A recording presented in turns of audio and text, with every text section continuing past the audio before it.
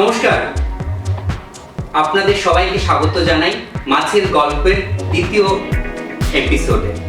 আজকে আমরা এমন একটা বিষয় নিয়ে কথা বলবো যেটা মাছ চাষের সঙ্গে ওতপ্রোতভাবে সবসময় জড়িত। সেটা হচ্ছে পুকুরের পিএইচ। পিএইচ মানে হচ্ছে পুকুরের অম্ল ক্ষারের সমতা মেনটেন করার যে সিস্টেম, যার মাধ্যমে মাছ চাষ দাঁড়িয়ে থাকে এবং মাছের গলন এবং বৃদ্ধি ডিপেন্ড করে। আমরা প্রায় দেখি পুকুরের পিএইচ বাড়াতে গেলে আমরা চুন ব্যবহার করে থাকি, কিন্তু আজকের দিনে দেখবেন অনেক চাষি চুনের টাকাও আজকের দিনে এনে মাছ চাষে ব্যবহার করতে পারছেন।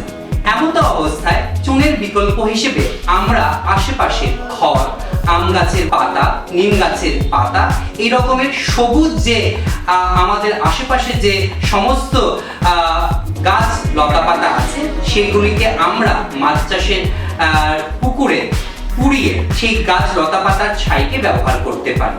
ছাই চুনের অপরিসীম ক্ষমতা আছে। চুন যে রকম পুকুরে পিএইচ বাড়াতে সাহায্য করে, ক্ষার হওয়ার কারণে পুকুরেও অম্ল এবং ক্ষারের সমতা বজায় রাখে। তাহলে আসুন আমরা জৈব পদ্ধতিতে মাছ চাষ করি এবং মাছ চাষে যেসব চাষিরা পিছিয়ে আছেন তাদেরকে এইসব টিপসের মাধ্যমে মাছ চাষে অনুপ্রাণিত করি।